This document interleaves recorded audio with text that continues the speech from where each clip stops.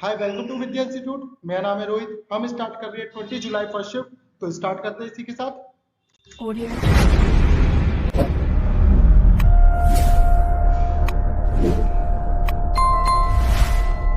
Question आपके सामने, यदि एक पुरुष, दो महिलाएं और तीन लड़के किसी काम को 121 दिन में पूरा कर सकते हैं, तो एक पुरुष, एक महिला, एक लड़का मिलकर इस काम को कितने दिन में पूरा करेगा? तो ऐसे क्वेश्चनों में हम क्या करते हैं कि 121 डेज अपोन में वन मैन, वन अपोन में टू वुमेन, वन अपोन में थ्री बॉयज। बस इसको सॉल्व कर लो आप। 121 अपोन में इसका एलसीएम आएगा 6, ये आपका आ जाएगा क्या 11, 11 से कट गया 11 और ये ऊपर जाके क्या बना देगा, सिंपल था बिल्कुल। नेक्स्ट क्वेश्चन पे चलते हैं। ए और बी अलग अलग एक कार्य को 18 दिन 30 दिन में पूरा कर सकते हैं। ए और बी एक साथ कार्य करना शुरू करते हैं, लेकिन एक कार्य पूरा होने से 16 सही 2/3 दिन पहले काम छोड़ जाता है। बी अकेला शेष कार्य को पूरा करता है। ए ने कितने दिन तक कार्य किया? तो आप एक चीज बताओ, इसमें ए और बी, ए 18 दिन कार्य पूरा कर सकता है, बी 30 दिन में कार्य पूरा कर सकता है। टोटल वर्क कितना आ गया हमारे पास 90। एफिशिएंसी क्या आ जाएगी हमारे पास? आप बोलोगे 5 और 3। अच्छा लिखा है, लेकिन एक कार्य पूरा होने से 16 सही 2/3 दिन पहले काम छोड़ जाता है। तो ये काम करा कौन होगा? आप बोलोगे बी करेगा ये काम। बी कितनी एफिशिएंसी से करेगा? 3 एफिशिएंसी से। तो 50 अपॉन में 3 इंटू 3, तो बी ने कितना कार्य कर दिया होगा? 50। बचा कितना? 40। और ये 40 कौन करा होगा? ये दोनों। तो आपका आ गया 8। तो ये आपका आ जाएगा कितना? 5। सिंपल था बिल्कुल। नेक्स्ट क्वेश्चन पे चलते हैं। पाइप एक खाली टंकी को 120 घंटे में भर सकता है, जबकि एक आउटलेट पाइप पूरी तरह से भरी हुई टंकी को 54 घंटे में खाली कर सकता है। यदि टैंक खाली होने पर 8 इनलेट पाइप और 3 आउटलेट पाइप एक साथ खोले जाते हैं, तो टैंक कितने घंटे में पूरी तरह भर जाएगा? तो आप मुझे एक चीज बताओ, एक इनलेट पाइप है जो 120 घंटे में भरता है, और एक आउटलेट पाइप है जो 54 घंटे में खाली करता है। तो टोटल वर्क निकाल लेते हैं। यहाँ से हम कितना आएगा, यहाँ से हम 6 कॉमन ले लो, ये आपका आ गया कितना 20 और ये आपका 9। तो आपका आ जाएगा 6 × 54 और इंटू 20, तो आपका आ जाएगा 1080। इनलेट पाइप कितना आ जाएगा 9, ये कितना आ जाएगा आपका 20। अच्छा ऐसे कितने खोलने हमें? 8, 9 72। और आउटलेट पाइप कितने खोलने हमें? आप बोलोगे 3, तो 3 से 8 इंटू कर दो, तो आपका आएगा 60। ओवरऑल भरेगा कितना एक बार में? 12। और मतलब इसको कितने घंटे में भर देगा? आप बोलोगे 90। डिवाइड कर दो 108 को, ये आपका आ जाएगा 90। सिंपल था बिल्कुल। तो नेक्स्ट क्वेश्चन पे चलते हैं। आपको पता होना चाहिए, अगर a का क्यूब प्लस b का क्यूब प्लस c का क्यूब माइनस 3abc है, तो आपको पता होना चाहिए a plus b plus c, a का स्क्वायर प्लस b का स्क्वायर प्लस c का square minus ab minus bc minus ce। First. Second, a plus b plus c half a minus b का whole square plus b minus c का whole square plus c minus a का whole square. तीसरा, a plus b plus c half 3 a का square plus b का square plus c का square minus a plus b plus c का whole square. ये आपको पता होना चाहिए। Fourth, a plus b plus c,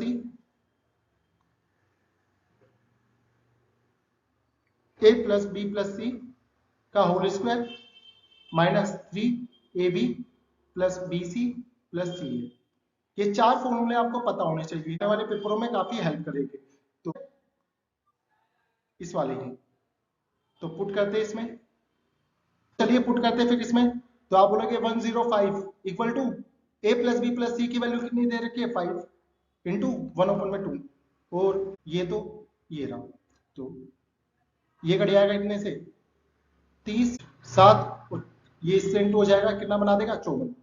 simple था बिल्कुल। क्वेश्चन आपके सामने है, लिखा है find the approximate percentage increase in the sale of earphone from 2017 2020।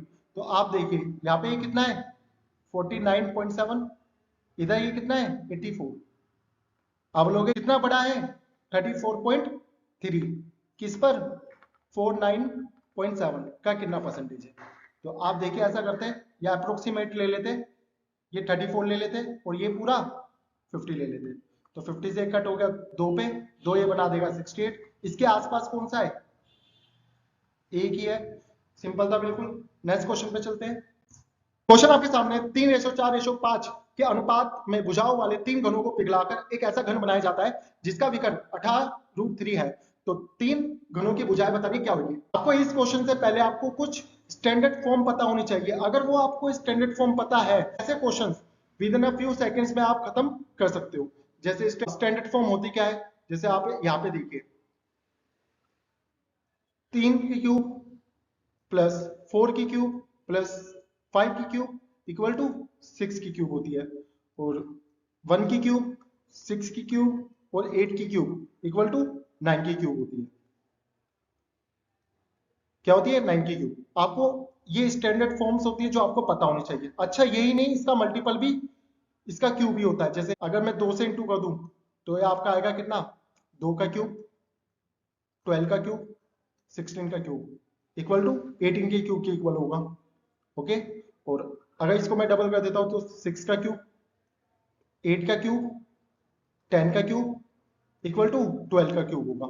ये कुछ स्टैंडर्ड फॉर्म होती है। अगर आपको ये पता है तो आप डायरेक्ट आंसर मार सकते हो with in a few second में। आइए आप निकालते हैं इसका आंसर। 3 का क्यूब, 4 का क्यूब, 5 का क्यूब। तो आपको पता है, अभी मैंने स्टैंडर्ड फॉर्म बताई आपको। तो ये क्या होता है 6 का क्यूब, और ये होता है a के क्यूब के इक्वल। तो आप बताइए यहाँ से साइड कितनी निकाल सकता हूं मैं, यहाँ से a। अच्छा a मेरा 6 है, तो आपको पता है किसी भी घन का विकर्ण क्या रहेगा हमारे पास a√3। अगर यहाँ पे a की वैल्यू पुट करूंगा तो 6 a√3। अच्छा ये रेशो थी, ये रेशो है, तो आप यहाँ पे x भी लगाओ। यहाँ पे x है और ये आपका विकर्ण के बराबर है, मतलब 18√3 के इक्वल है। तो यहाँ से √3 से √3 खत्म, यहाँ से 6 से 3 खत्म, मतलब x की वैल्यू कितनी आ गई 3। अच्छा 3 तिया 9, 3 चौक 12, 3 पंजे 15। सिंपल था बिल्कुल। कुछ स्टैंडर्ड फॉर्म पता है तो कैलकुलेशन काफी इजी हो जाती है। तो नेक्स्ट क्वेश्चन पे चलते हैं। आपके सामने राधिका के पास पालतू पक्षियों के रूप में 2 कुत्ते, 3 खरगोश, 4 तोते हैं। राधिका के खरगोश की संख्या पालतू पक्षियों की कुल संख्या के क्या अनुपात में है। तो आप एक चीज बताओ, खरगोश का पे हमारा ये रहा 3, ओवरऑल कितना है इसके पास, आप बोलोगे 9, तो 1:3। सिंपल था बिल्कुल। नेक्स्ट क्वेश्चन पे चलते हैं। साधारण ब्याज की एक निश्चित दर पर कोई राशि 2 वर्ष में स्वयं की 8/7 गुना हो जाती है, तो वार्षिक ब्याज बतानी क्या होगी। आप मुझे एक चीज बताओ, 7 से कोई चीज 8 हो गई, ब्याज कितना मिला 1। ये क्या है हमारा प्रिंसिपल 7, कितने साल में हुई है 2 साल में, और 8% चाहिए। तो आप एक चीज बताओ, 1/14 आ गया आर, और इसको क्या लिख सकता हूं मैं 7 1/7%। सिंपल था बिल्कुल। नेक्स्ट क्वेश्चन पे चलते हैं। क्वेश्चन आपके सामने, गोवा से उपस्थित होने वाले छात्रों में से गोवा से प्राप्त पाए जाने वाले छात्रों का कितना प्रतिशत अधिक है। तो आप एक चीज बताओ, गोवा ये रहा, पाते कितने किस पर उपस्थित हुए हुए, ये इसका कितना है। तो आप देखोगे 2 0 से 2 0 खत्म, ये आपका आ जाएगा कितना 10.3। यहाँ पे कितने हैं 800, ये आपका आ गया 2012। 2013 की बात कर लेते हैं, कितने पर 7500 पे इंटू, इससे ये खत्म, और आपका कितना आ जाएगा यहाँ पे 10.6।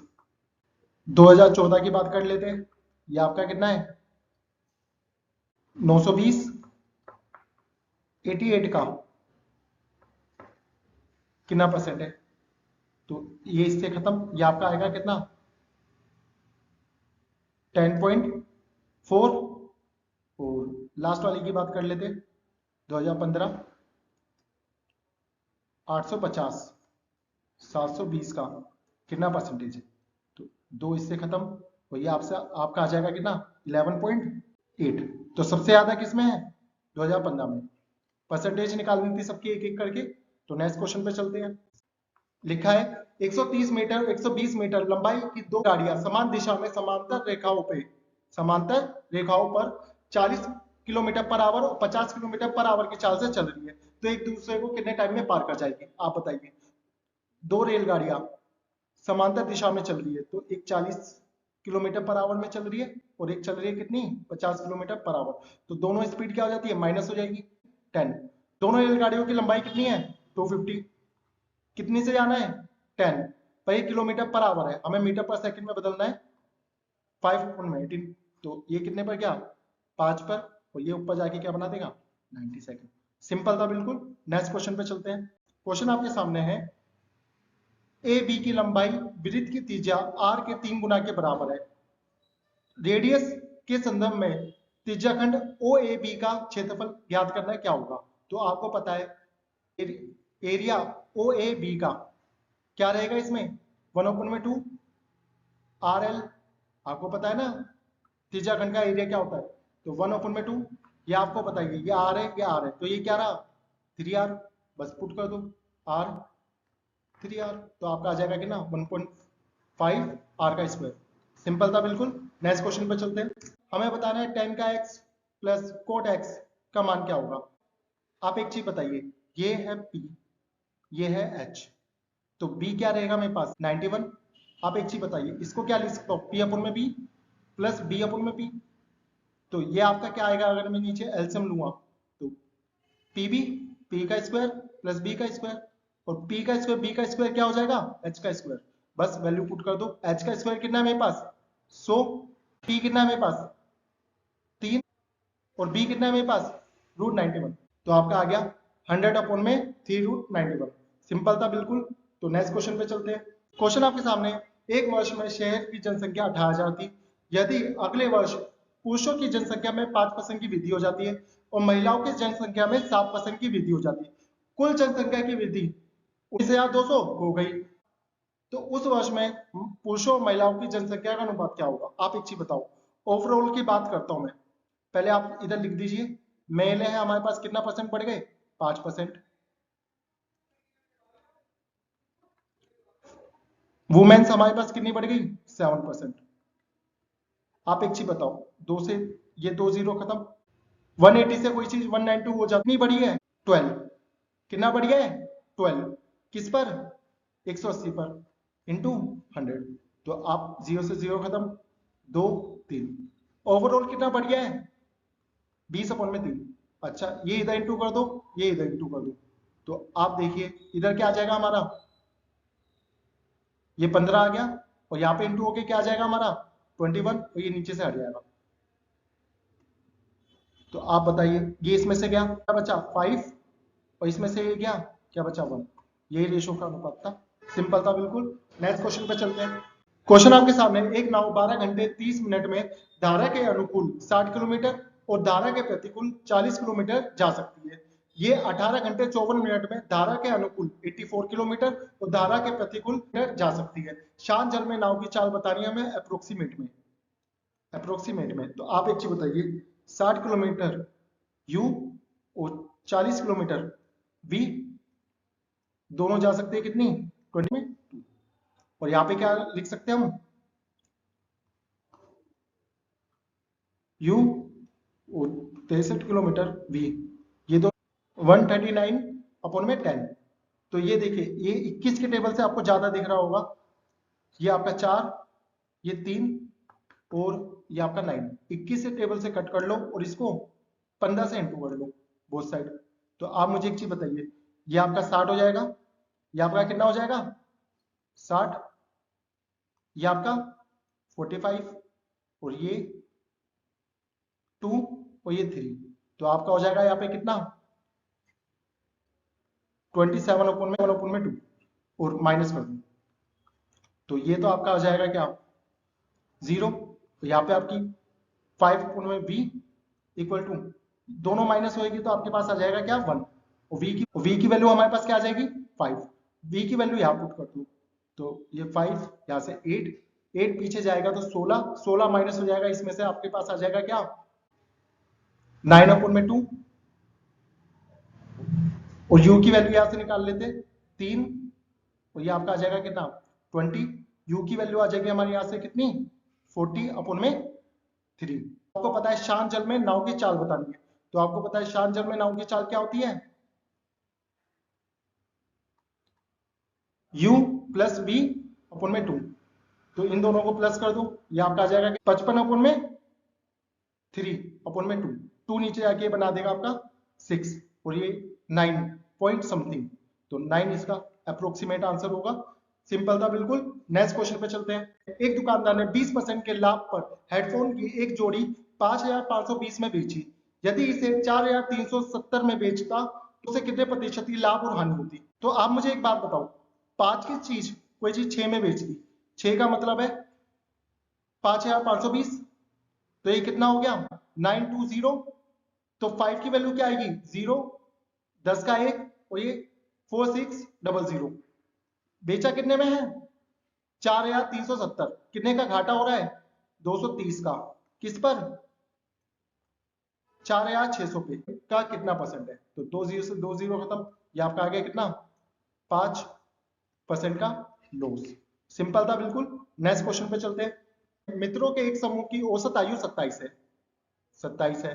4 नए मित्र जिनकी आयु 25 है इसमें शामिल हो जाते हैं। ओके, ये 4 मित्र शामिल हो गए। अच्छा, पूरे समूह की औसत आयु 26 हो जाती है। तो शुरू में समूह में कितने लोग थे, आप एक चीज बताओ। यहाँ से एलिगेशन लगा दो 1 1। तो यहाँ से आप मुझे एक बात बताओ, एक यूनिट 4 को शो कर रहा है, तो यहाँ पे भी एक यूनिट कितने को शो करेगा 4 को। सिंपल था क्वेश्चन। नेक्स्ट क्वेश्चन पे चलते हैं। 484 के उन फैक्टर्स का योग लिखना है जो पूर्ण स्क्वायर है। अच्छा, 484 को क्या लिख सकता हूँ 4 इंटू 1 2 1 1 2 2 तो मिल ही गए। आपको पता है इसका एक फैक्टर 1 भी होगा और एक फैक्टर इसका ये खुद है 4 8 4। सबको प्लस कर दो, आप देखो इसमें क्या आएगा। यहाँ पे 5 4 9 1, मतलब लास्ट में 0 आना है, एक ही आंसर है। सिंपल था बिल्कुल। नेक्स्ट क्वेश्चन पे चलते हैं। क्वेश्चन आपके सामने, कौन सा नंबर 11 से डिवाइड है। 11 से डिवाइड होने के लिए या तो वो 0 आ जाए उसका सम, या तो 11 आ जाए। तो देख लेते हैं। 2 में से 4 गए -4, 9 में से 3 गया -6 और बचा प्लस का 6। तो आप बताओ, ये तो आ गया 4, ये नहीं हो सकता। 3 में से 2 गए 1, 9 में से 6 प्लस का 6 और ये 5, तो ये भी नहीं हो सकता। 4 में से 7 गया तो आपका आएगा कितना 3, 1 में से 7 गया तो आपका आएगा माइनस का 6, तो ये आ गया आपका 9, तो ये आपका 0 आ गया। तो सिंपल था बिल्कुल। तो नेक्स्ट क्वेश्चन पे चलते हैं। सबको 360 से डिवाइड कर लिया करो। तो ऐसे क्वेश्चन में पहले आप निकाल लो कि यहाँ से क्या आएगा आपका कोसेक 30, 360 से यहाँ पे क्या आएगा सेक 60, यहाँ से 360 से क्या आएगा 10 45। अच्छा, 360 से डिवाइड करोगे तो ये आपका कितना आएगा 180, बचा कितना 45 और आपका ये माइनस में आएगा, माइनस का कोड 45। तो आपका आएगा ये 1 और ये 1 पॉजिटिव का, ये 2 और ये 2। तो आपका ये कट गया इससे, ये आपका आएगा 4। तो ये 4 सिंपल था बिल्कुल। नेक्स्ट क्वेश्चन पे चलते हैं। तो ये तो आपका बना देगा कोसेक का स्क्वायर माइनस कोट का स्क्वायर, ये आपका होता है पूरा क्या 1। नीचे आपको पता है अगर अल्फा प्लस बीटा 90 है, ये पूरा 1 हो जाएगा और साथ में 2 था तो 2 आ गया, ये आपका आ गया 0.5। सिंपल था बिल्कुल। नेक्स्ट क्वेश्चन पे चलते हैं। C1 C2 दो सेट देते हैं कि C2 की रेडियस C1 से कम है। AB C1 की 12 सेंटीमीटर लंबी जीवा है, C2 को P पर स्पर्श करती है, तो AP की लंबाई बतानी क्या होगी। तो आप एक चीज बताओ,